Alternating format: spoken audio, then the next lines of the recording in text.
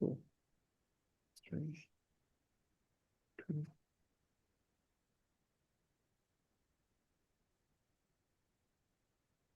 Good evening, everyone. Good evening, And Dr.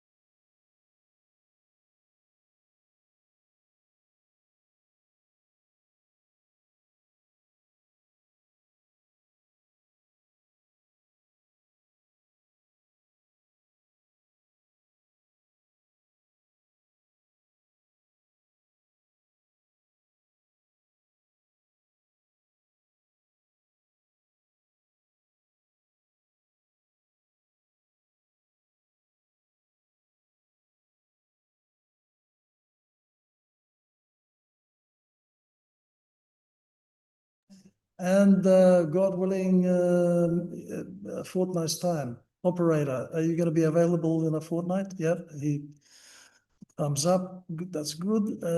All right. So anyway, also my apologies in case there's any sort of technical glitches, and Chris, my operator, might have to come around and operate something, because we've got 3 computers on the tables here, and microphones and all sorts of stuff.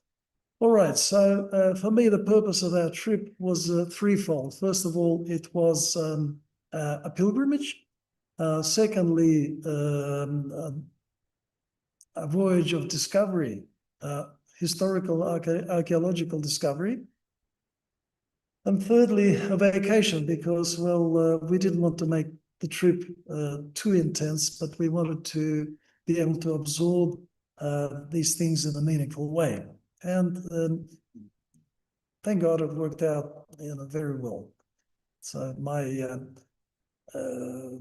thanks to our younger members of family who organised the trip, and there were 6 of us on this journey. Anyway, the high point of this trip, especially for me, having the name Nicholas, was our visit to Bari, in the southern part of Italy, where the relics of St. Nicholas are.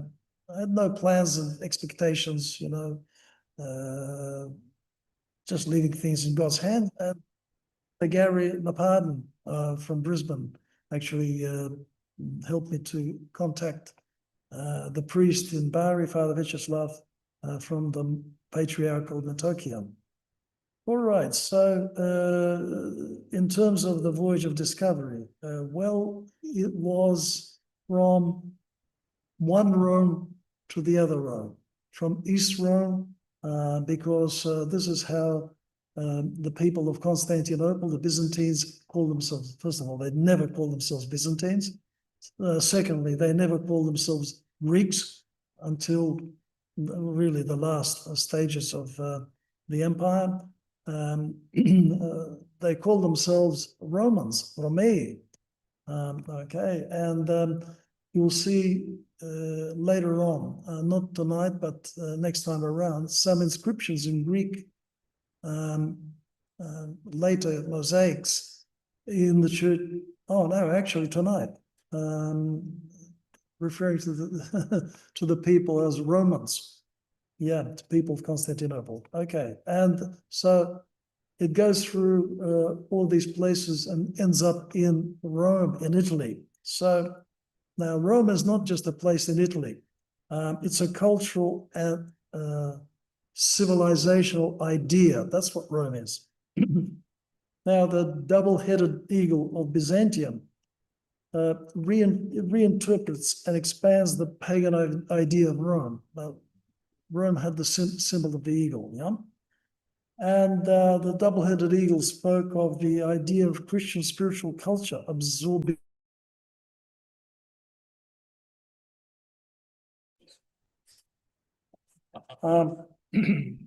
and civilization. I don't remember the name of this Catholic theologian who says that the Christendom has two lungs, the East and the West. And there's some truth to that, of course. Okay, now, travel agents, I'm told, like to quote St. Augustine, who said that the person who's never traveled is still on the first page of the book. Well, it took me a long time to travel to these important places. I mean, I traveled elsewhere, but not to these places. So my interest was going beyond book knowledge, going and seeing the places that speak of the unity of faith and culture in the East and West, in late antiquity and the early Middle Ages. So we're talking about the 4th, 5th, and 6th centuries. Okay. Now, so the topic tonight is early iconography of the East and West, a gospel language and culture of unity. So look, I'm not going to go through all the itinerary that we've covered, and I'm not going to be talking tonight and in a fortnight's time about some of the places that we actually went to, because well, we went to some Italian medieval cities and the places where the Renaissance culture is important to see and understand, like Florence, Siena. Okay, but I'm focusing on the main interest, and that's the early Christianity of those 4th to 6th century. So I have a number of these folders chronologically. The first one begins with Constantinople and the Church of Hagia Sophia. And I'll begin with a map. Then there's another folder with a lot of stuff from a much smaller church in Istanbul, former the word Istanbul is actually a corruption of the word Constantinople, believe it or not. That's a funny way that the name places change. Then we go to a place, just a couple of slides, pictures in the southern coast of Asia Minor or Turkey, in the former Roman province of Lycia, a tiny little place called Kabak. And then some pictures from 2 Greek islands and churches there. And we're going to finish with Bari tonight. And so next time we're concentrating on the Italian stuff, or rather, the early Christian stuff in Italy, in the city of Ravenna on the Adriatic, and also in Rome. Okay, so let's now begin the slides.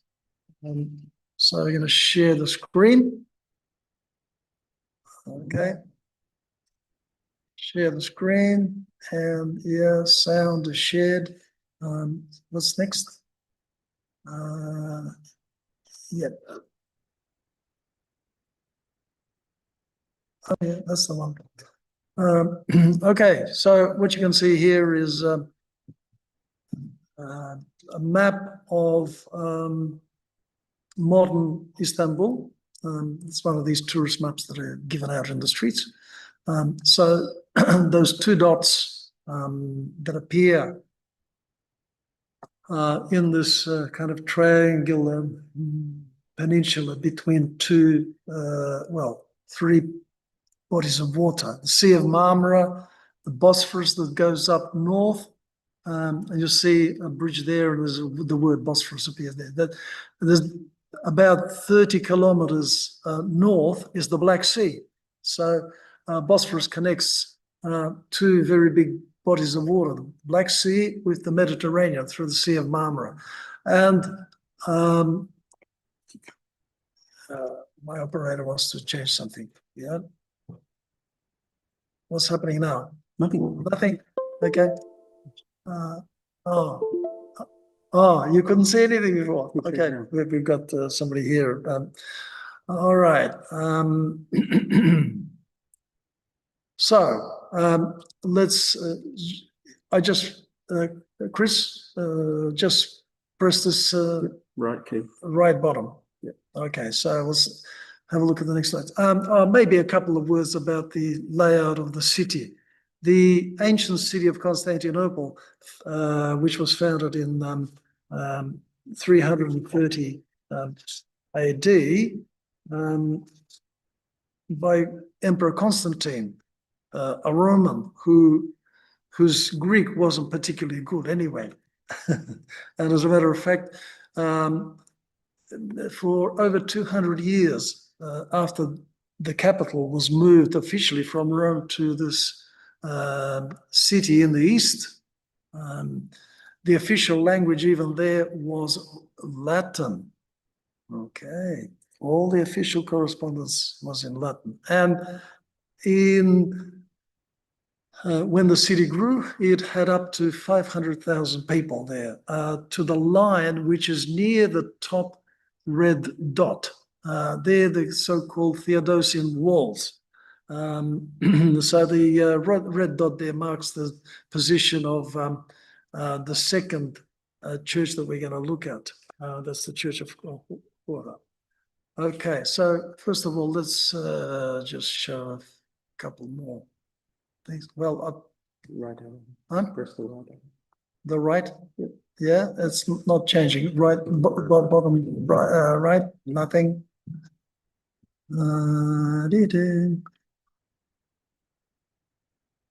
No. Bear with us. Yeah.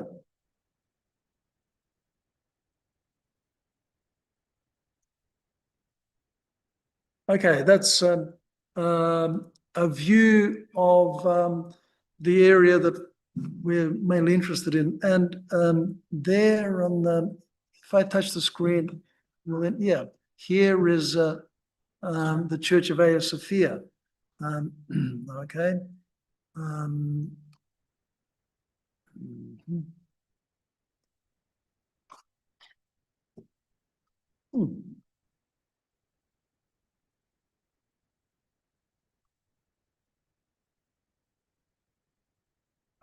Right. Okay. Will it work if I press the bottom button down? Okay, so there we go. No, it hasn't changed. Doesn't want to do it. Have to do it manually. So where do I go? You on to the next one? Yeah, on to the next one.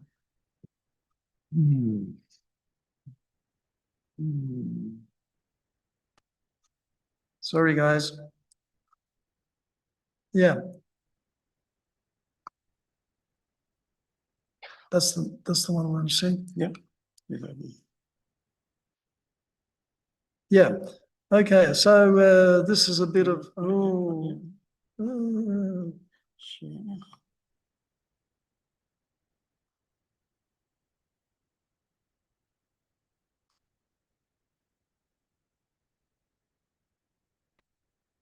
yeah. This is looking at that point of the peninsula from the Bosphorus, and you can see the great church there. There it is. Okay. Now, no. You want that video? So I have to press stop sharing every time. No, just. Oh, there. But that's okay. Yeah. Okay.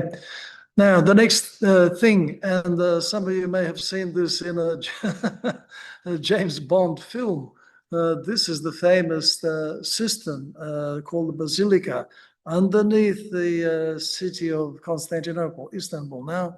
And it's a massive construction that used to Dan Oh. Brown, Angels and Demons. Hmm? Angels and Demons, Yeah. famous movie.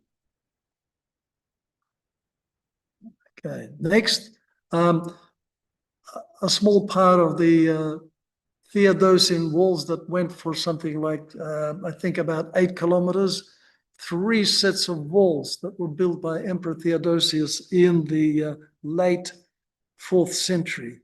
All right. And that's not such a great external view of Saint Sophia, but unfortunately, you probably need a drone to take a good picture of it because there's so many things in the way. All right, so I think that's the last one there. And no, okay, now you're viewing a video that gives you an impression of the inner space there in Saint Sophia. So it's a wonderful space created by this huge central dome of 31.5 meters roughly, and then these big half domes that connect with the central dome. There are also galleries right around it. Now, this church was preceded by 2 basilica churches. The first one was built in the 360s by a son of Constantine the Great, Constantius II, and 44 years later it was damaged during riots at the time when St. John Chrysostom was exiled, and there was such a popular uproar against what the empress did that riots began and a fire started and the church burned down. Now, sometime later, a decade later, a second church of Holy Wisdom, because that's what Hagia Sophia means. It refers to Christ as the wisdom of God. In Greek, the word Sophia means wisdom. So, yeah, the second church was built in 415 under Emperor Theodosius II. And in 1935, an German archaeologist actually discovered some remnants of it near the current temple. Now, in 532, there were some horse races which were very popular in the Roman Empire, west and east, and a fight broke out between 2 teams, the Blues and the Greens, and that sort of turned into a riot against the emperor. And again, it was so bad that this second church, which is close to was close to the hippodrome, the horse racing track. As you can see when you go to Istanbul, where the hippodrome used to be. Okay, yes, good. I'll use the mouse to point here, okay? So, the riots were so bad that the second temple burned down, and the emperor decided to rebuild it completely, and he used 2 architects, Isidorus of Miletus and Anthemius of Tralles, both from Asia Minor, from modern Turkey, right? Who moved away from the basilica shape, which was the traditional and very popular style of building, but unfortunately, it can, it uses wooden beams and wood burns, so it uses beams to support the roof structures. Now they used vaults of brick and stone to create the space, and in the process, they designed something that became a model of church architecture that inspired not only Christian, but also Muslim architecture until the present time. All right. Now, Emperor Justinian, who was the one who built this, he only took 5 years, but he used 10,000 people, 10,000 people to build this building in a record time. Okay, so here's another slide. And he sent people all over the empire to collect and bring to Constantinople beautiful columns and from pagan temples, and that, of course, was quite barbaric the way they did it. But hey, I wanted to build this quickly. Anyway, on the 27th December, 537, after 5 years, the church was consecrated, and Justinian, the emperor, walked in with the patriarch, and he said something to the effect, "My thanks and gratitude to my Lord for granting me the means for creating such a glorious place of worship." And then he could not contain his excitement, and he said, "Solomon, I have surpassed you." And so Solomon, of course, built the one of the 7 wonders of the world of the ancient times. I mean, it became one of the 7 wonders of the world, the second temple. Okay, we really don't know what the first temple was like. Indeed, until St. Peter's was built in Rome, nearly 1,000 years later, this building was the largest temple in the world, okay, for nearly 1,000 years, okay? Now, because of these large expanses and very light structure, there's 40 windows in the top there to create the impression of the central dome floating on air, as it were, when you look from the bottom. Now, unfortunately, this area is seismically active. And so because of that, what happened was that on a number of occasions, later in the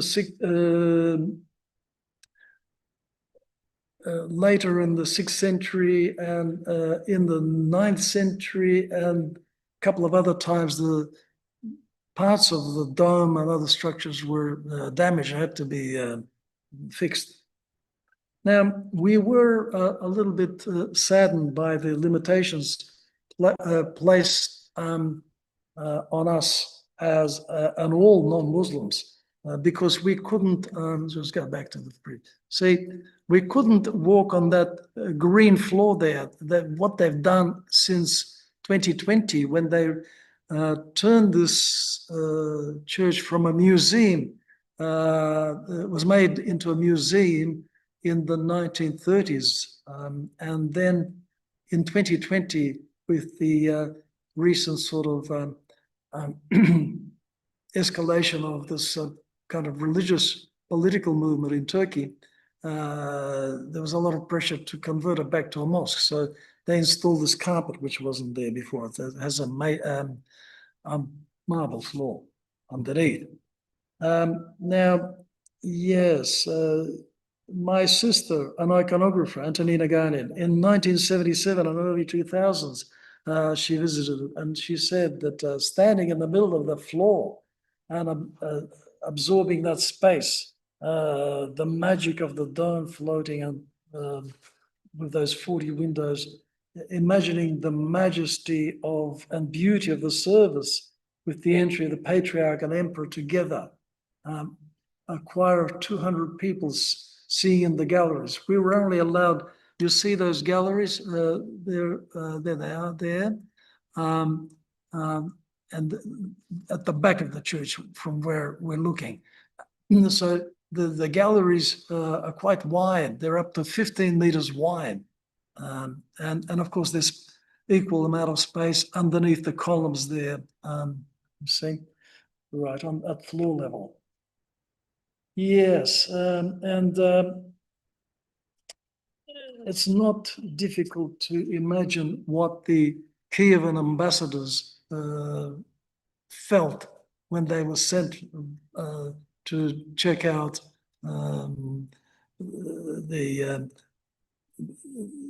the services and the faith of the Byzantines. Okay. Oh, sorry. Now that's just a detail of seraphim, one of the 6 wings. Now that's a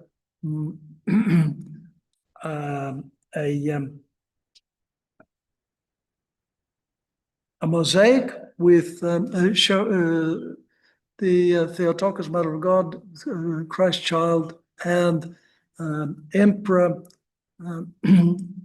John Monomachus, 11th century, and his wife, Empress Irene, and he's holding a bag of money, a donation to the to the church. Okay, now unfortunately, the mosaics that we see here are 10th to the 12th century. Of course, you heard that the church was built in the 500s, but in the 700s and 800s, there was a controversy that rocked the eastern part of the empire and the church, and that was the iconoclastic controversy. And the iconoclastic emperors ordered for iconography to be destroyed on the walls of churches, only leaving like designs of crucifixes on that. But all right. So yeah, that's John, Emperor. He lived from 1118 to 1143. He ruled. Okay, next one, not showing, is it? I'm sorry, my the order has been upset. What's coming up here is you can see these huge bits of cloth which can be swung across. When the Muslims use this as a mosque, they cover this mosaic of the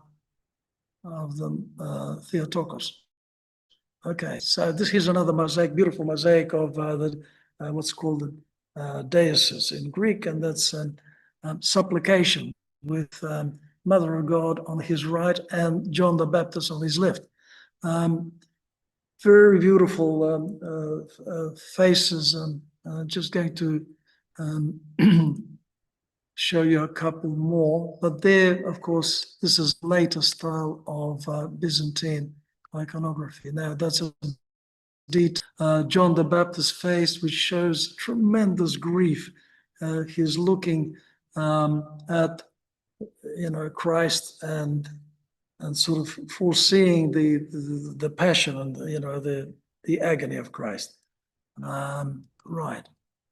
It's Christ himself, and beautiful eyes and facial expression of the Theotokos. Okay, next. This is a mosaic. Again, most of these mosaics are at the upper level around the galleries, which I showed you, and shows 2 emperors. This emperor here is Constantine, who holds the city. You see, like a walled city, and so Constantine the Great, who built the city in 330 AD, and Justinian, who is holding the Church of Saint Sophia, presenting it. Okay. Let's see. I think that might be the end of that one. Yeah. Okay, so we need to change to the next folder. What do I do, Chris? Yeah, I could operate it as a PowerPoint presentation, but in the hall but here we go. All right. Okay, once we start the first one, not opening up. That one. Yep, okay. All right, so that's the Church of Korah. Again, the order is not so logical, but it is what it is. Sorry. And remember that near the Theodosian walls on the map. Well, that's where that little church of the Hora is positioned.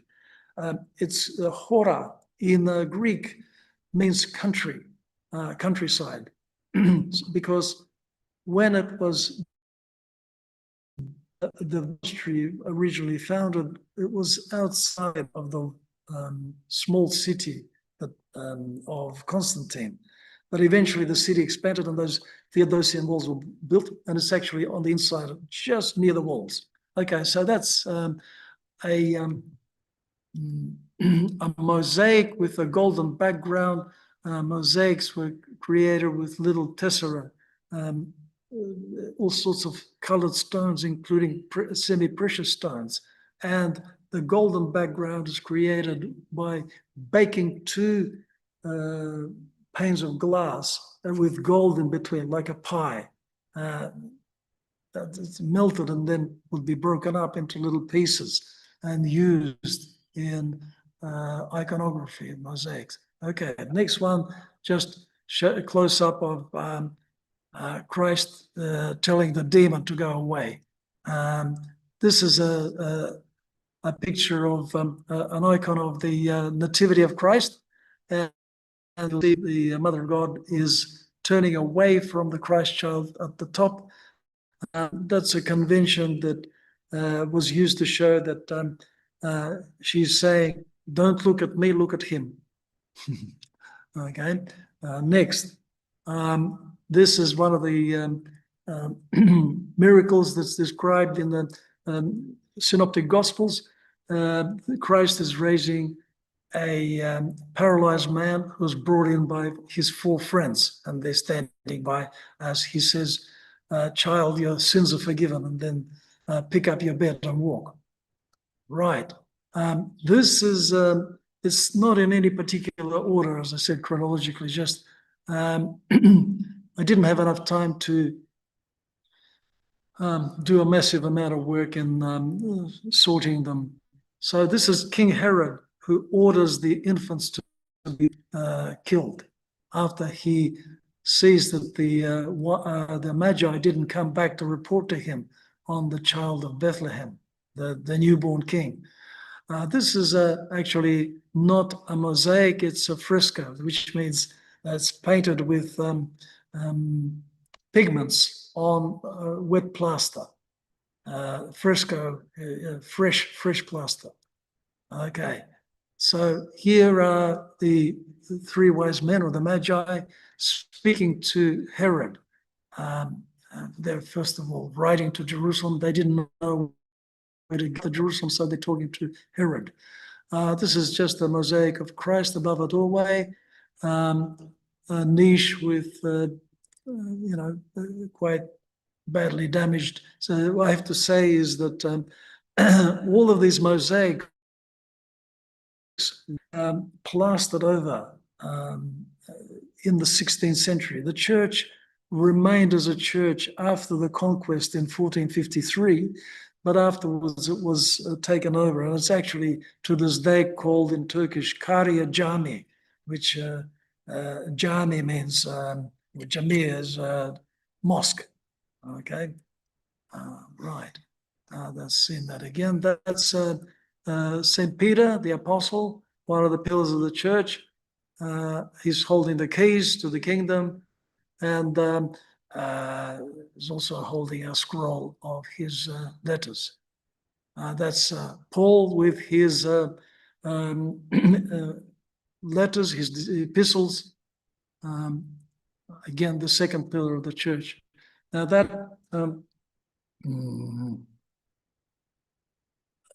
so this is a cycle which shows the blessing of the new Theotokos to Joachim and Anna. Down the bottom, they are there with the baby, right? So here, embrace when he returns from the temple. So sorry, as I said, this is not quite in the chronological order. So yeah, sort of working backwards. There's a figure there, and this figure here is Joachim sitting despondently and thinking what a poor man he is because he hasn't got a child, he and his wife. This is the narthex ceiling with scenes from the lives of Zechariah, Elizabeth, and Joachim and Anna.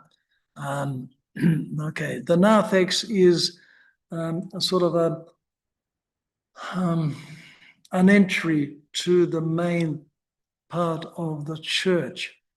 This is a ancestors of Jesus Christ. So we have the forefathers, including David, Solomon, and other kings, plus some prophetic figures like Samuel, Job, and Melchizedek, who met Abraham at Salem. Another view of the narthex ceiling, a beautiful niche with the figure of Mother of God holding the child, and you see the bright gold remaining bits of gold background. Pretty badly damaged mosaic of Christ. That's close up of that Mother of God. This is a mosaic that has survived with fairly limited damage, and that shows the Dormition, the falling asleep, or the death of the Mother of God, and Christ appears and he holds like a baby-like figure just here, and that's her soul. Okay, so he accepts the soul. These are the 12 disciples and some people of Jerusalem. Okay, beautiful mosaic. What have we got next?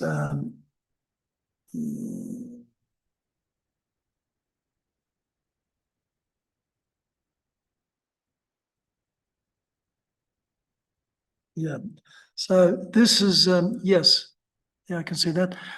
Entry of Theotokos. Here she is the her parent Anna and the priest in the temple, and she's being introduced and left there in the boarding school. It's one of the feasts of the church. Unfortunately, when you're taking shots from the floor, there's distortion. You'd have to take this is I need to say quite a bit about. This shows Christ enthroned, and I used to think, who on earth is this figure before? Now that I went to the place, he's wearing an Eastern type of turban, but he's actually a very Greek politician and writer and a philosopher, patron of the arts, and he even left a treatise on astronomy. Yeah, and his name was Theodore Metochites. Okay, yes, so he was born in 1270 and died in 1332. In 1298, at the end of as a young man, he was noticed by the then Emperor Andronicus II, and Andronicus saw that he was a very gifted young man, and he, at the age of 28, he went to Serbia to negotiate the marriage of Andronicus's daughter, a 5-year-old, with the Serbian king, who was also a boy. They used to do this in the ancient world and in medieval world. Because the Byzantine emperor was trying to bolster the empire against the Turks, who were encroaching and approaching all the time. And Serbia at that time was actually a stronger state than Byzantium. Okay. So he's holding this church of the Hora and presenting it to Christ as well, because he was entrusted with restoring this church after it was damaged in 1204 by the Crusaders. Crusaders overtook the city of Constantinople and created a Latin kingdom until close to 60 years. Okay, so it was damaged and in a dilapidated state until its restoration in the 14th century. Okay, so let's look at the next. This is Christ's miracle. This is Peter, and this is Peter's mother-in-law, and she was sick with a high fever. So Christ touches her, picks her by the hand, and the fever leaves her. That's one of the miracles. Okay, a close-up of the face of Mother of God, Christ. And here Christ is healing a young man with whose arm was had a problem with his arm. Okay, what do we have here? Wider context of this composition. Yeah, we'll see this. This is the man here. Okay, and here we have the ancestors of Jesus Christ. 2 rows of the dome of the northern end of the inner narthex. Now the upper figures is this line here. They show early patriarchs from Adam, and the lower tier is these ones near the near the windows. Those show the 12 sons of Jacob, the grandson of Abraham, Jacob, and 3 other figures: Pharez, Zara, and Ezron. So ancestors of Christ here, right? What do we have here? Lower view of the same dome with 2 pendiments. There they are, the 2 pendiments. These are corners of around the dome, just described, and a view of another miracle of Christ here. I couldn't. It's hard to figure out exactly, but it's obviously Christ healing a man there. Okay, so this is another damaged and survived mosaic, and we also have some frescoes, which have survived since the 14th century. So this one here shows some scenes from the life of Jacob, whose sons, the 12 patriarchs of the 12 tribes of Israel. Here, Jacob is wrestling with the angel who was sent to give him some encouragement to show that he was strong. And here, Jacob is having a dream. He's seeing the stairway to heaven with the angels ascending and descending. It's an image of the incarnation, according to the interpretation of the early fathers. Again, this is what we already saw. That shows a couple of, I'll talk about those in a minute, but here is Moses in the burning bush. Okay, now these 2 are 2 hymnographers. Theophanus, writer of the canons, hymnographer, and here St. John of Damascus, we can pick out his hafia that the Arabs still wear to this day. Yasser Arafat made he was well known because he was always wearing this headdress. This is a fresco of the Last Judgment with the apostles sitting on the 12 thrones of Israel, and the supplication, the Mother of God and St. John the Baptist, and here Adam and Eve are praying to Christ. These are souls, and this is the river of fire. Shows a demon there. Okay. Now that's another view of that we've seen, Moses and Jacob here. Okay, so let's rush along again. The Last Judgment. This is a fresco of an imperial family. Fresco, Mother of God, just standing back. This is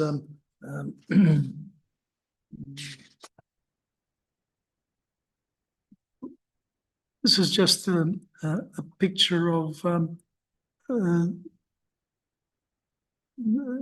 the Mother of God, symbolic of the incarnation, with holding the Christ child there, and surrounded by all of these angels.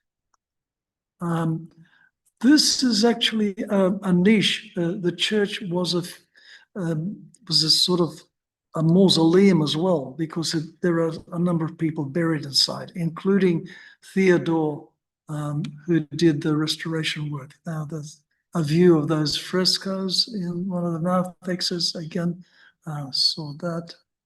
Okay, yeah, that's the couple of saints. Couldn't read that one, but this is Saint Savas. Could read that.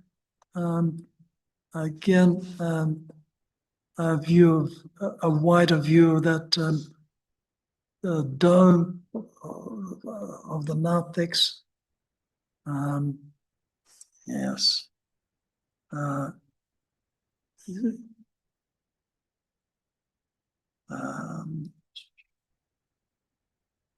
And some outside views. This is a massive flying buttress that were used in medieval churches, very important sagging structures. Must have been a bit of a lean here. Okay, so that's the end of that. I'm closing that folder, Chris. So just what do I do? Close and yeah, just go to the next one. Yes, I think we'll. Yep. Okie dokie. Right. Stop. Double click.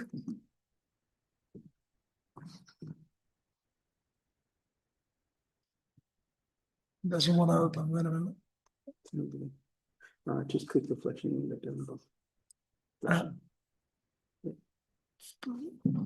Click on Flashing screen. that. Okay. Yep. Okay. Now that's a night view of a port and tourist city of this, like the Turkish Riviera. The town is called Fethiye, and we stayed there overnight before we took a boat, a fast ferry to the island of Rhodes. Okay, let's show. This is the lush vegetation in on the southern coast of Asia Minor, Turkey, Mediterranean coast. This is a little view of there we go. And this is, look at the water there. Now, I want to show you something. These are some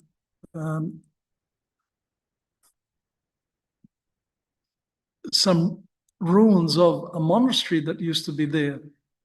Of course, some people from our family swimming there in the pristine waters. Yeah, so they won't tell you that it was an actual monastery, because you see, something happened in 1922 with a massive exchange of population. It was a bit like ethnic cleansing, really, 1922, because most of the Greeks of Asia Minor were forced out and had to leave, and they went to Greece. And likewise, Turks in the European part of Greece, in Greece, went over to Turkey. But these places remain. Okay, I think that might have been the last one. So just click on that and select the next, okay, next one. Yeah, I'm beginning to get it. And that, I'm beginning to learn what to do, I think. No, it's, it doesn't want to open up for some reason. It's circling around. Oh, yeah.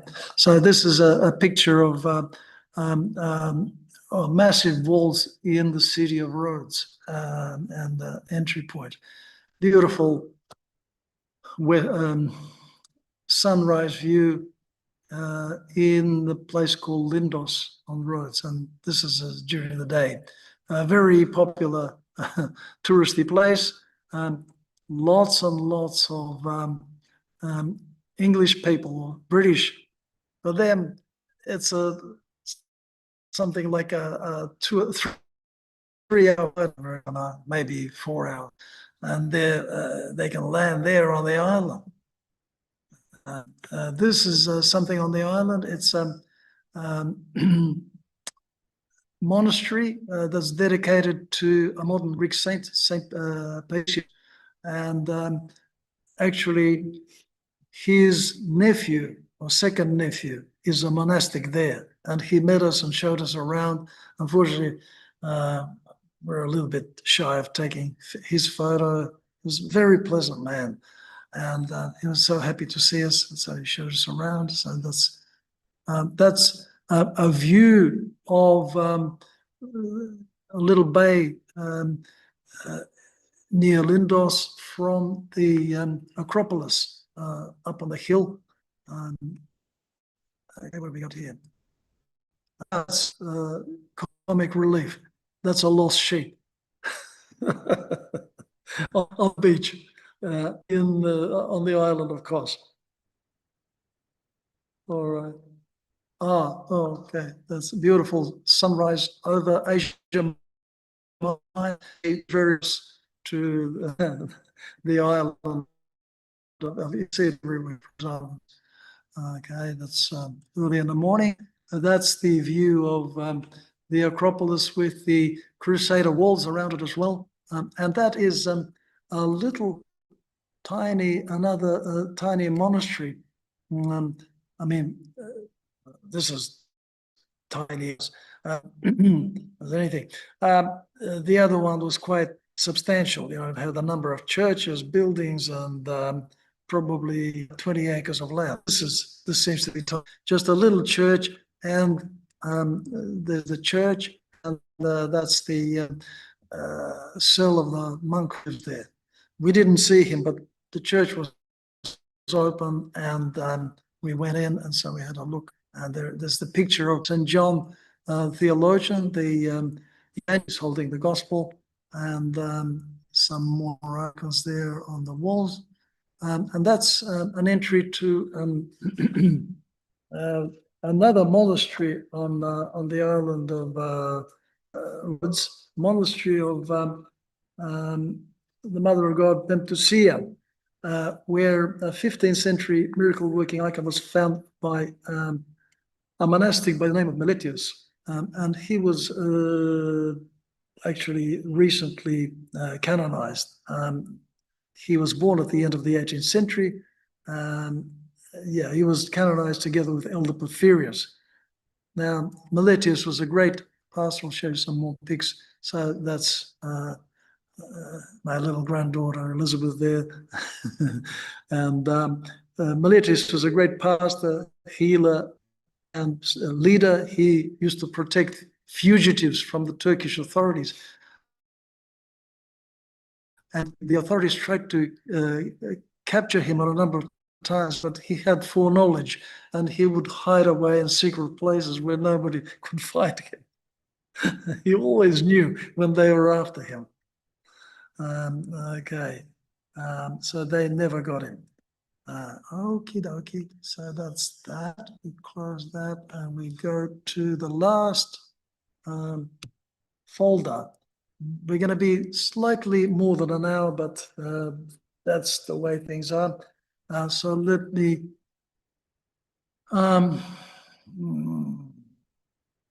first maybe open the Roman. Oh, gee, here we go. I'll open this map in the Roman tile folder, sorry. So I just want to show where Bari is. So you see this dot here. This is southern Italy. This is Calabria around here. This is Bari is here. It's a very old city, and St. Nicholas were actually, to put it the way it was, they were stolen by the merchants of Bari from Asia Minor and transferred here. And this is why the Greeks don't celebrate this occasion, but the Slavic churches tend to celebrate it. Anyway, let's go back to Bari, and here we go. All right. That's not.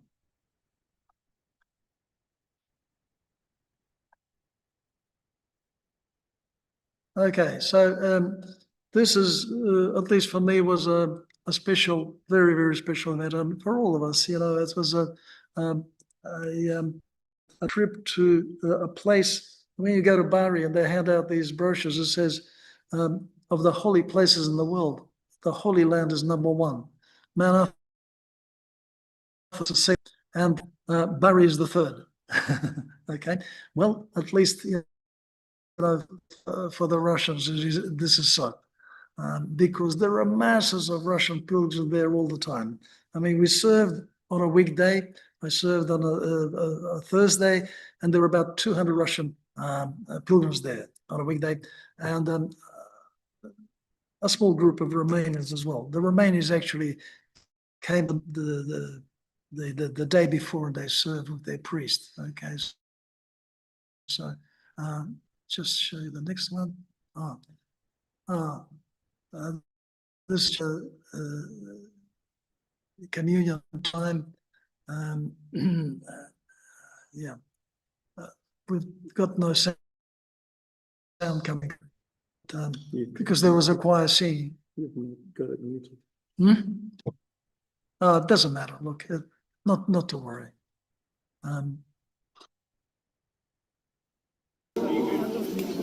Yeah, okay, never mind. It was a little quiet, sounded quite nice, the locals. And that's Father Vyacheslav, who looks after the church. And he says, "Oh, you're Nicholas, you've got to be number one. You've got to serve." So that's there. And when we visited the patriarchal, the Tokyo, which is quite a large building with lots of rooms for the for pilgrims, because you see, Russian pilgrims used to want to go to Bari back in the 19th century, but it was really difficult for them to organize lodgings and that in their Italian town, no language, blah, blah, blah. And in the late 19th century, Tsar Nicholas had this built. So, improved things 100%. 100%. So anyway, this is the basilica built specific for the relics in 1087. And it's a huge building. You can see small person here in the door. So, you know,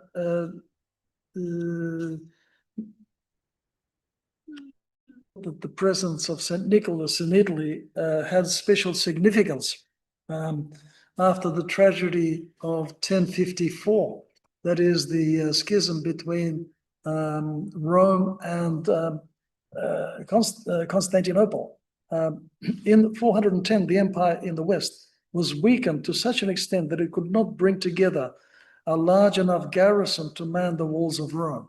Can you imagine how big the walls of Rome were? Because Rome had up to 1 million people there, you know. And the Goths came in 410, and it was the first time ever that Rome was overwhelmed. And I mean, the Goths were, well, we'll come back to that. 1,043 years later, the same thing happened to the Eastern Rome, Constantinople. Instead of the 500,000 population that it had in its heyday, it barely had 50,000. There were paddocks with cows grazing, you know, because the city was really destroyed by the Crusaders in the 13th century. Yeah, Constantinople never recovered after being turned into the Latin kingdom in 1204. Some historians have commented that never in history had any army collected so much loot as on this occasion in 1204.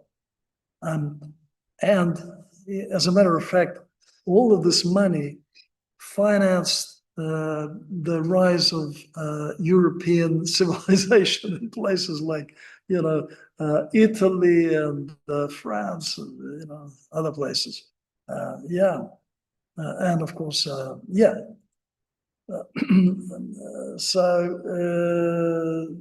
from 1261, when the Byzantines took over the city from the Crusaders until 1453, it was just a gradual decline, a painful shrinking of the empire in the East. And so we can see that the Crusaders played the same role in the history of Eastern Rome, Constantinople, as the Goths, who were also Christians.